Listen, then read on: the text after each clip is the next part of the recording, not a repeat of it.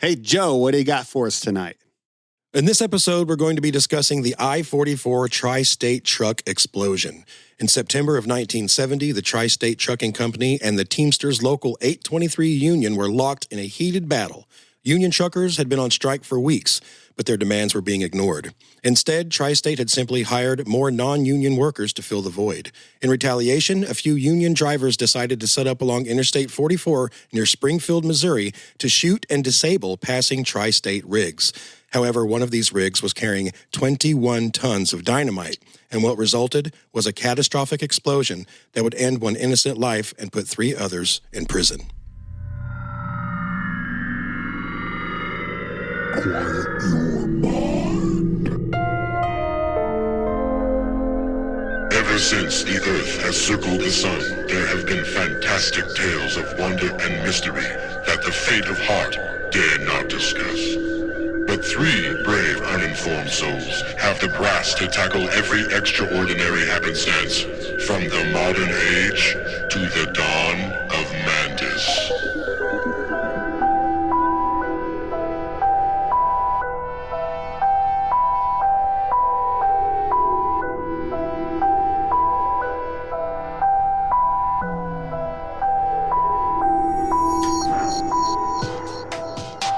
Welcome to Dawn of Mantis, true crime, mysteries, and more. I'm Ivan with Joe and Sam. Hey, Joe, we got a special guest today. Today in studio, we have the lovely Miss Ashley. Hello. Hi. Hi. I told you we were going to make you talk. Thank you.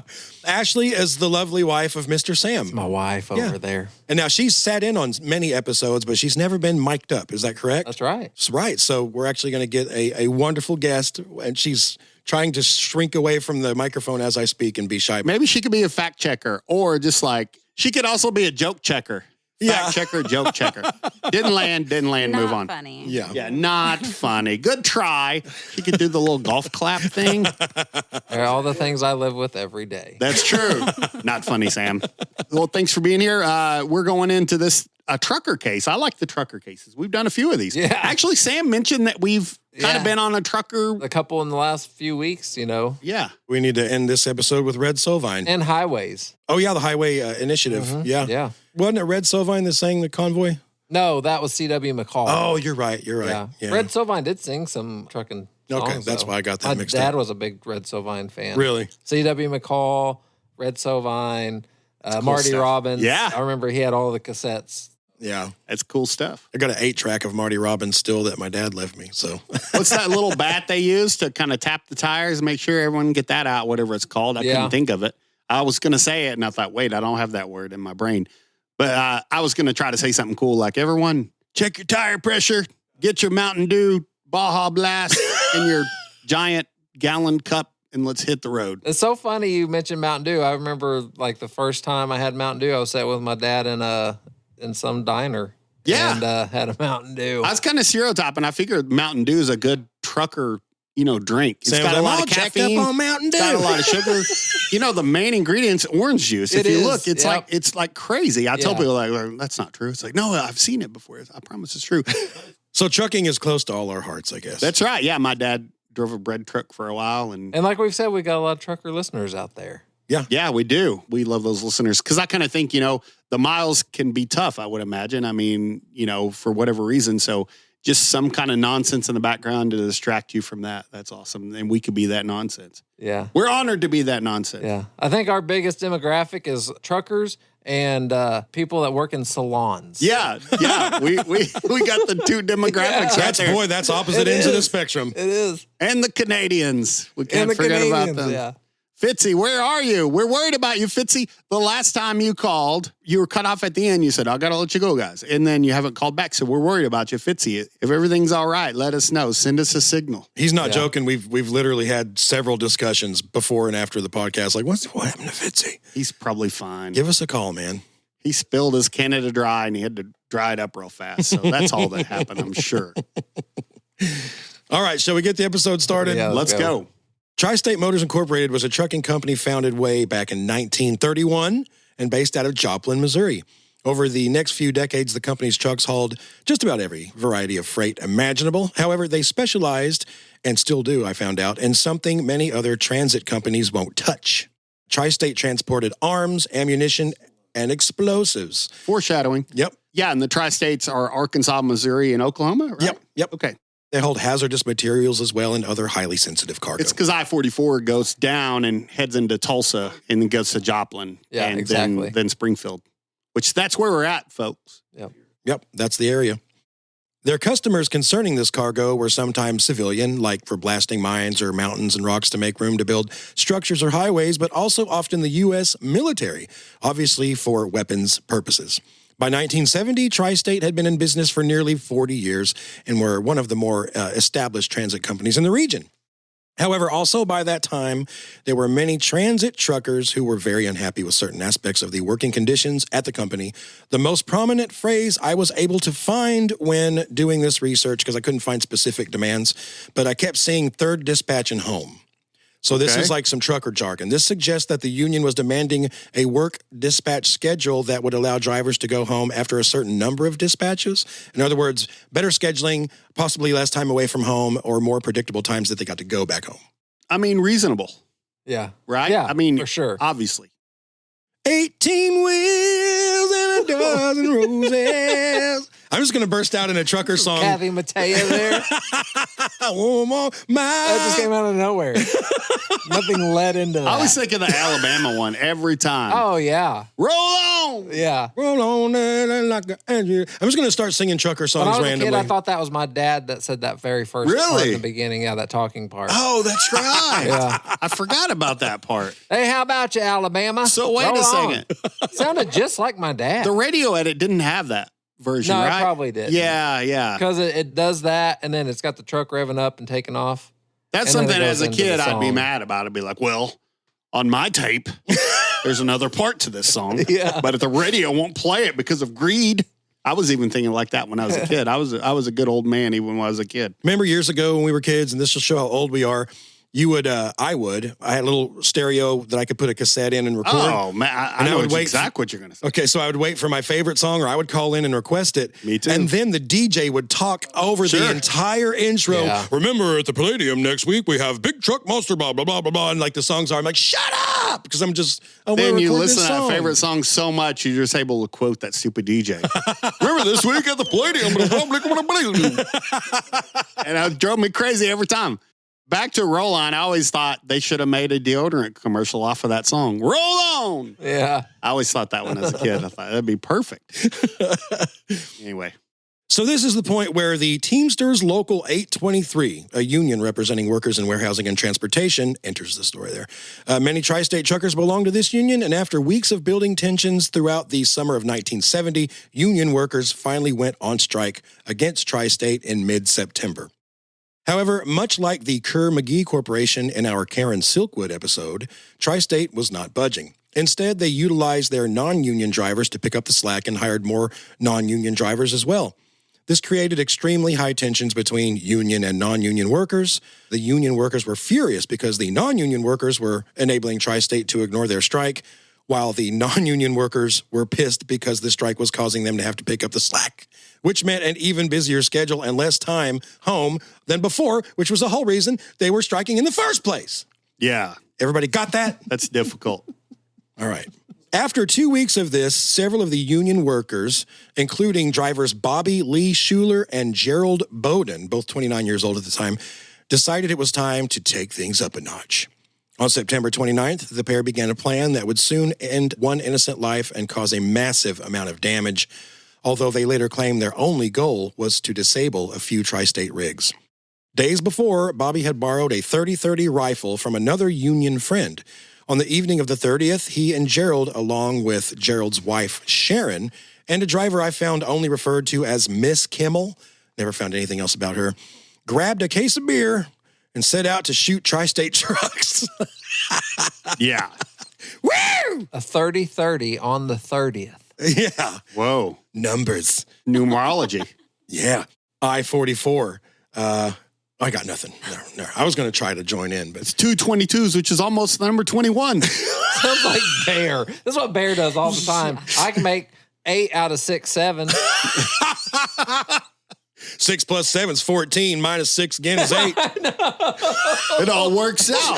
6 plus 7 is 13. No one said anything. That's what we hear all the time. We've done an episode on numerology. It's been numerous episodes ago. Long time ago, yeah. But I think we pretty much, the consensus was, it's bullshit.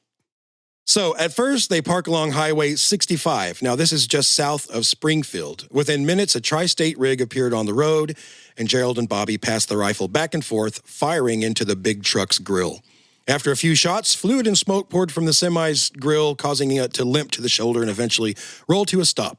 When Gerald and Bobby saw the disabled rig with its hazards flashing amongst the steam bubbling from under the hood, they celebrated. But unfortunately, they were not finished yet. After climbing back into the car, the group headed north into Springfield and then west along I-44. Eventually, they set up along Republic Exit 67, about 10 miles west of Springfield proper, and about an hour east of Joplin. The exit ramp was elevated and gave the man a perfect position looking over the interstate. A little after midnight in the early morning hours of the September 30th. So earlier I said the 29th and I said they took off on the 30th. It was still the 29th. It was like late into the night of the 29th. Gotcha. And then when they get to I-44, just to clarify, it had just crossed over into midnight, so the 30th technically. So sometimes when you see the date of this tragedy, it fluctuates between the 29th and the 30th. And they're incredible marksmen. I mean, that you could hit a semi-truck. I mean, Robin Hood ain't got nothing on him. So it'd be a good time to say this, too. And a bunch of judges and lawyers could hear this, too. And it would probably help. And I'm not a judge or a lawyer. I don't know anything about anything. But if you shoot a vehicle, whatever the happens when you shoot a vehicle, wowzers, you're responsible for that. Just a spoiler alert going on the end of the episode. If you shoot a vehicle, whatever happens, you're responsible for that. And some stupid judges and lawyers and parole board people are too stupid to know this fucking fact that whatever you hit, whatever you do, you're responsible for. That person's responsible for. Do your job. I've said that before on this episode multiple times. If you're not willing to do that job, do something else. Go find a cubicle where you can crunch numbers. You don't deserve to have the job that you have. Yeah. So continue, Joe. Sorry, rant over. No, there was just a case, I think it was in Texas, it was a road rage deal where, two guys are arguing, they both get out. One fires into the other guy's truck, and I don't think he was trying to hurt anyone, but he fired into a truck. Well, no, look, the guy got out, and he didn't know. Anyway, like you said, he fires into this other guy's truck, and his 11-year-old stepson. It was in Vegas. It was Vegas, yeah. Vegas. He killed the guy's stepson. And like you said, he'll get a couple years for that. No, but it was the guy that did the shooting was like a kid almost. Yeah, he was like a teenager. He was really young.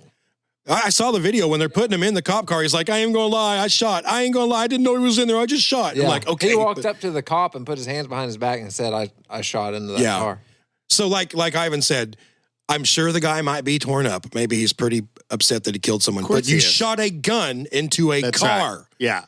So, I mean, that's just one problem. That's why I think some of this stuff can still happen, because I know you're not thinking about the punishment when you do the crime because you're in a, thing of anger, but I really think to society, an example has to be made. Yes. I'm so sorry, but and I get, he's just a kid. It's like, yeah, but he's got to go down, but he probably won't. Well, and I hate to put myself in this place, and this is a true story. I've told it before, Ivan. And this might make you upset with me, but... Joe, you've never killed someone. No, but I have shot at semis driving by with a rifle. I have done that. I'm not going to say when or where I don't get myself in trouble, but I'm just saying I used to live in You were on the I-44? No. I was, fortunately wasn't alive back then. But these trucks from this company would jake brake all the way down. Yeah. We're talking at 2, 3, 4 in the morning. I remember this story. No reason. They were just being assholes. It's almost flat. They were just being assholes. Sure. And so our bedroom window was right there. Our house wasn't far from the road. And these goddamn jake brakes, it would just startle you out of bed. Like it was crazy how loud it was.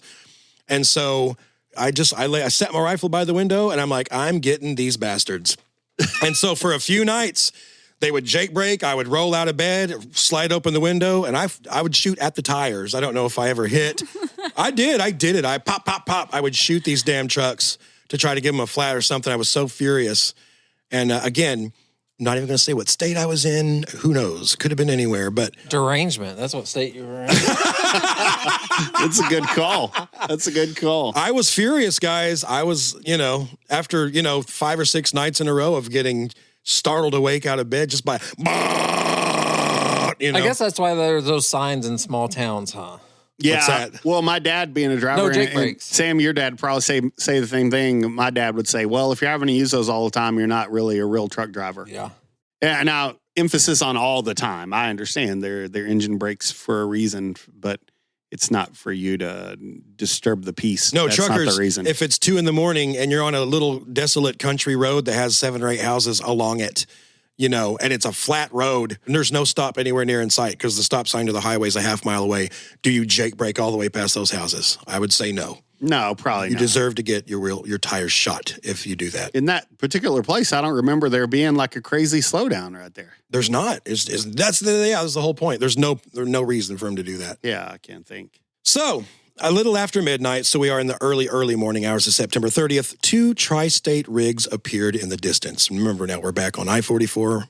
Bobby and Gerald are drunk with a rifle, and they're going to get some justice. Bobby hopped outside the car and carefully aimed his rifle at the first truck, which was hauling a flatbed trailer. He squeezed off a few shots that either struck the highway in front of the truck or harmlessly sparked off its giant bumper, so it didn't really do anything to the first truck. He then set his sights quite literally on the second truck, which was being driven by John A. Galt, a 48-year-old trucker from Oklahoma City. This was his first run with the company and last.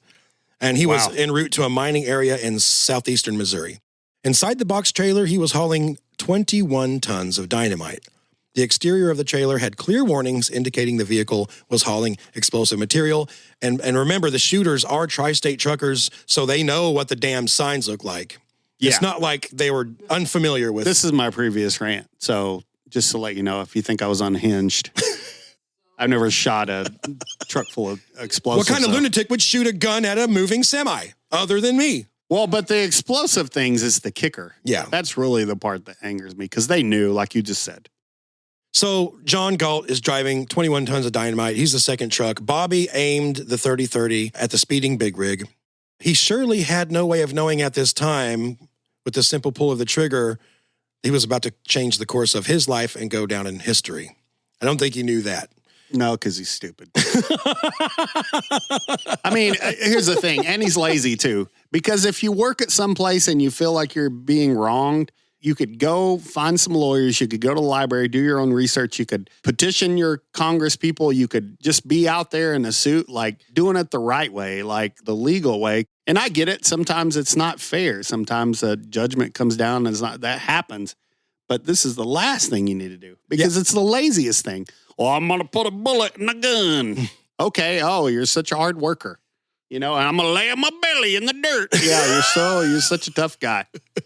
Like, go up and have a fist fight with one of the people that's charged. At least that shows, like, you're going to jail for it, but you're not killing somebody in a massive explosion. Spoiler alert. Well, yeah. 18 years ago, before I got my current job, I was at a different job, and I felt like I was being mistreated. So you know what I did? I quit. Yeah. I got a different job. You're so brave. That takes more work than what these guys are even doing. It's like, well, it's not working. This company's not working out for me. Obviously, they're a bunch of shysters that don't want me to be home for my family. So I need to find something else. Yeah. But continue on, sir. So the truck is coming. Bobby fires the rifle, and instead of hitting the grill or even the cab of the semi, the bullet tore through the side of the trailer and into the dynamite. Within milliseconds, a gigantic fireball engulfed all 4 lanes of Interstate 44. John Galt, husband and father of 4, was instantly vaporized, as was the entire truck and trailer. It blew a crater into the highway 50 feet wide, 70 feet long, and 30 feet deep.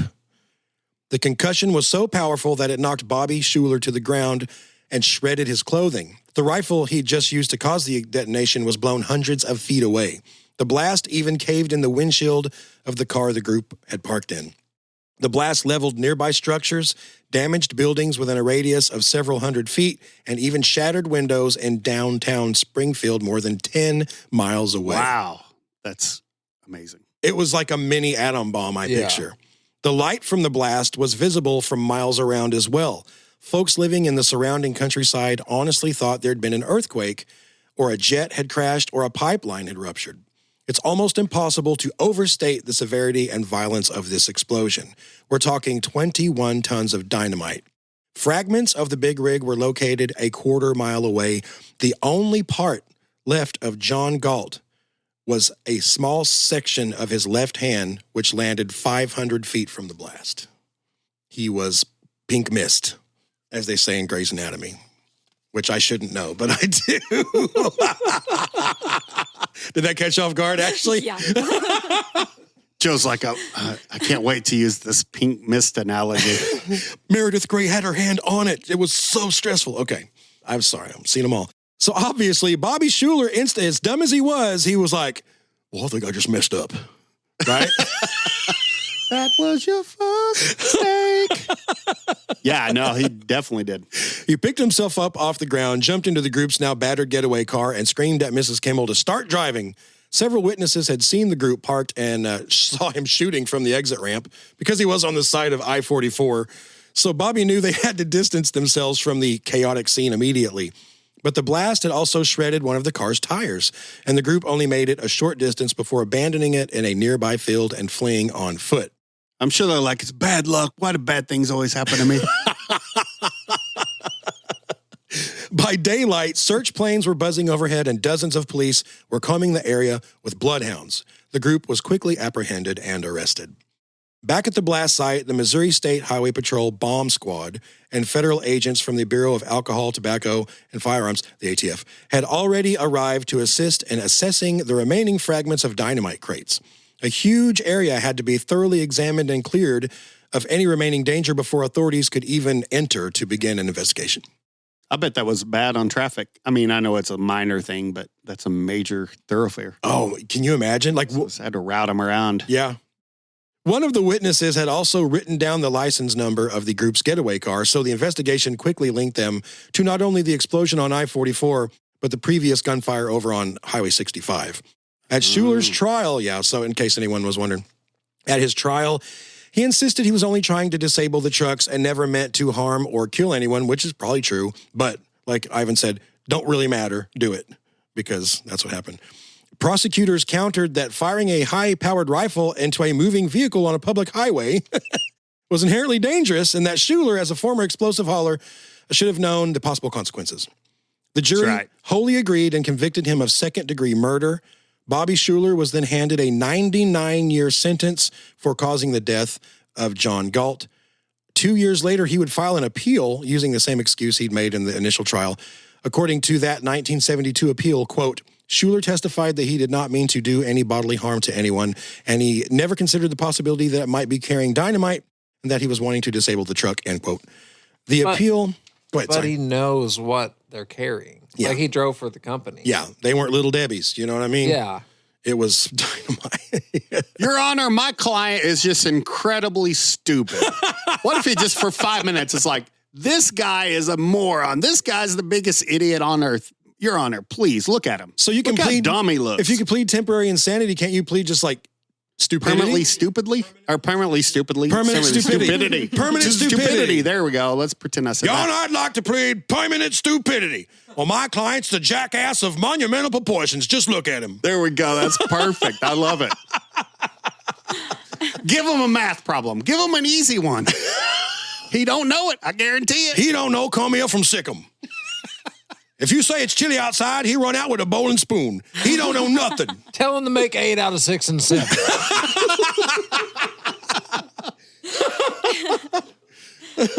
Or 14 in Joe's case. I know that was, I did do that at first. I really thought 14, so at least I fixed it. But then it's like, prosecution's like, well, he has a CDL. How'd he get that? So there's always a con to That's true. To that, obviously. Well, you guys are going to be shocked, but the appeal did not work.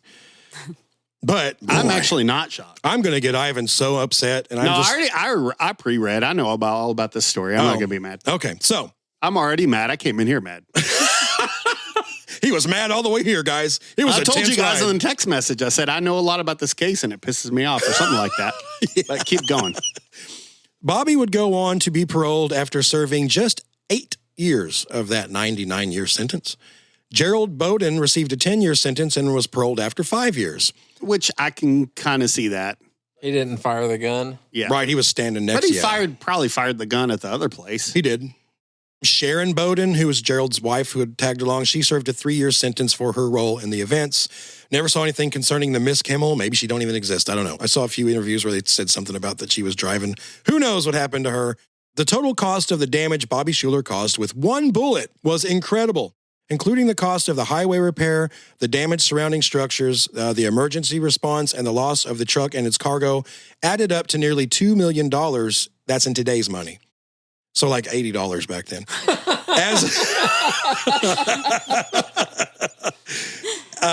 As we said earlier, I-44 is a major thoroughfare, so the Missouri DOT flew into action to get the interstate repaired and traffic flowing again. I never found exactly how long it was out of commission, but I think it was a couple weeks. I don't know exactly. Yeah. Isn't that the Go ahead, Sam. Go ahead. I was just going to say, from what it looked like, looking at the map of the area, if these roads were still here, they probably would have, if they could have got off at this before this exit, they would have had to go down this farm road and then not too bad. Yeah, back down. God, I bet those farmers were pissed for a few weeks because there's 9 million cars a day going by Yeah. the little farm. It did probably suck. I bet it went, this kind of runs parallel, this road does, to 44, and then it connects back down in here. So that probably had to have been where it was. I think you should have had like a 50-year, like you're working on the county roads for very little pay. That should be the sentence. Yeah. To pay back the taxpayers. You get out here and shovel all this dirt back in this crater. When you're done, you can go home. He should have had to drive a truck around with a bunch of explosives in it. So he has to worry that somebody's going to try to get revenge on him. It's like, your job is the explosive truck. Yeah. That's what you'll do the rest of your life. The Galt family. And all that family's going to know, and everyone's going to know you're driving it. There you go. Go, son. Go drive. They did not take it well, obviously. And to this day, 55 years later, still are not taking it well. We'll get into that later. No, they shouldn't. Yeah. The family of John Galt pursued a civil case. Good bringing that up, Ivan. Perfect timing. Against the Teamsters, arguing that the union leaders had helped cultivate the atmosphere of intimidation and violence that led to John Galt's death. Missouri law at the time limited wrongful death damages to $50,000, but Galt's widow and the estate also sought punitive damages connected to property destruction. After years of legal maneuvering, the Teamsters settled the case for $220,000, a substantial sum that reflected the gravity of the incident. It's probably 10 times that. I still don't think it's enough. No. They went after the Teamsters for it, though. They went after the Teamsters, which is a little weird, but Yeah. But they were union drivers. Like Bobby and Gerald were union truckers shooting. I don't know. And it was a union. The rumor is, and I don't know if they ever proved it, that Bobby, when he borrowed that 30-30 from the union, whoever the other guy was, he said, "Hey, I need to borrow your 30-30. I'm going to shoot some tri-state trucks." And the guy was like, "Godspeed." You know? Okay, well, so if they could prove that happened, okay, I'm with that then, I guess. But it's all hearsay. Yeah. I guess. Yeah, I never saw any proof of that. I just saw a lot of mention of it in the records. The I-44 tri-state disaster remains one of, if not the most severe explosions to ever occur on an American highway. As for Bobby Schuller, he passed away at the Indian Path Medical Center in Kingsport, Tennessee on February 4th, 2010, 3 days after his 69th birthday.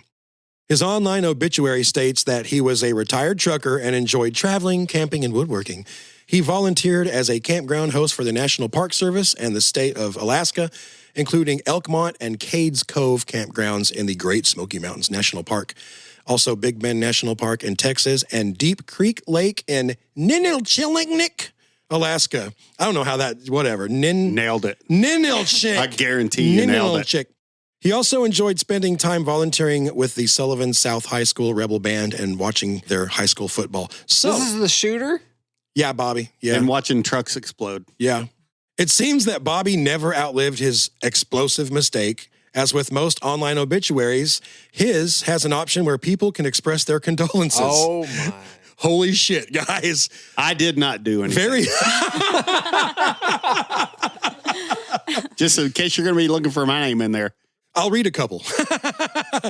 Amongst the letters left for Bobby, one says, "He was not a good guy. He was a murderer and should have died in prison for killing fellow truck driver Mr. Galt. He wasn't able to be buried because he was blown to pieces with tons of dynamite." Another one said, this was left by a Galt family member. It was like, I don't remember the name, but their last name was Galt. It said, yeah, sure, he was a great guy. God will likely have a special place for him in the basement for his premeditated murder of Johnny Galt. But I forgot he never meant to hurt anyone when he fired shots into a load of dynamite. Another one said, this dude is a piece of shit. He killed a man in 1970, burn in hell.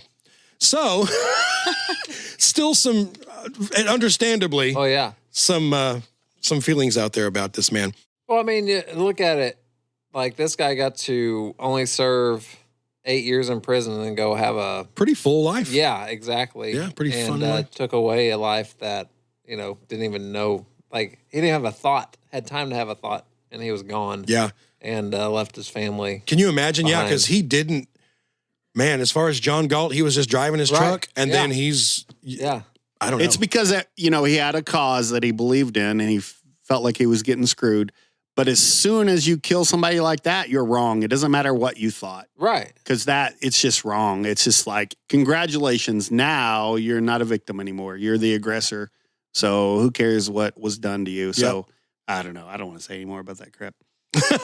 Well, I know we're here to talk about it, but I don't want to say anymore. I was like, close the episode. I'm done. I'm out. I already gave all my thoughts earlier. Well, we only have one paragraph left, and we're out of here. All right, let's go. There were also several positive messages left as well. I mentioned that earlier. It does seem that after getting out of prison, Bobby led a productive, quiet, fulfilling life. Lucky guy. Why didn't he do that in the first place? That's a great question. Yeah. Many people said he'd been a great friend who'd never let him down. And he was always there when I had a flat one time and Bobby come out and changed it. Well, Pinarel's on my nose. He's the one that shot it out, probably. He's probably the reason. I wonder if I still got it. But yeah, it doesn't matter how great of a guy you are after you blow someone to smithereens. You know what I mean? It's, you're never really going to be able to make up for that. But rest in peace, John Galt. I know, we're kind of out there now, people. We're getting some crazy messages from a further reach than I realized we had. So we could very well be contacted or, one of the Galt family members may very well hear this. So just know that, Our condolences to the Galt family. Don't take our laughter. Yeah, no. In this episode, anything directed to you. We shit on the bad people in the story. That's kind of our thing. Of course we do. Yeah, And then we have reverence for the people who were lost. So we understand your anger, and I'd be just as angry too. Basically, all we can do now is crap on the people that were crappy, right? I mean, it's all been done, and the sentence wasn't served, so that's all we got left. Yeah. How do you get out 91 years early? Yeah. I mean, the only way I think that I would say that a parole may make sense for him is if he had served maybe 50 years or something. He's an old man. I'm like, okay, I guess let him die somewhere in a old folks home, not in prison. I don't know. Maybe not even then. I don't know. I guess I wouldn't know because I've never had a relative vaporized by dynamite. So I'm sure he's sitting there and he's like looking around. He's like, these walls do funny things. Oh, I'm getting out today? Oh, okay. Oh, never mind. I'm not institutionalized. Didn't even get close to institutionalized. Exactly. Yeah. So that's it. That's the I-44 tri-state truck explosion. Yeah. So watch yourself, truckers. Anybody hauling explosive material there. Hopefully you enjoyed our story. By the way, next episode will be released on Christmas Day. So we know that when you all are opening presents around the tree early in the morning, you're going to be listening to Dawn of Mantis. And of course you are. Not Christmas music. We know. So that's why we're going to release it a day early and on Thursday instead of Friday so you guys can enjoy us. We're going to integrate ourselves into your family holiday tradition. So thank you for listening. We'll catch you on Christmas. Bye. In the shadow of the pines they speak,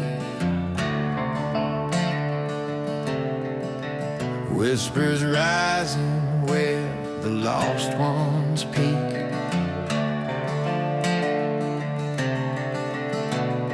Joe's got the facts to keep us informed about true crime, mystery, and so much more.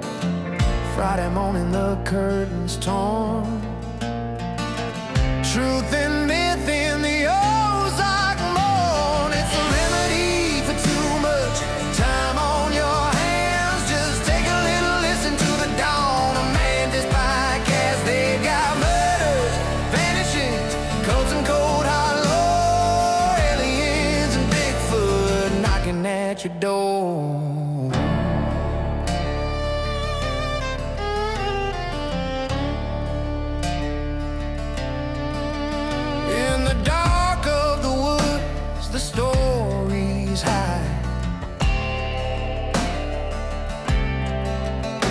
disappearances where secrets collide.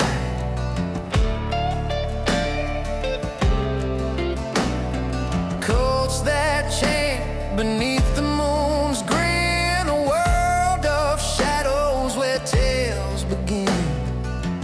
Every corner a whispered name, echoed cries that fuel the flame. It's the remedy for too much time on your hands. Just take a little listen to the Dawn of Mantis podcast. They've got murders, vanishings, cults and cold hard lore, aliens and Bigfoot knocking at your door.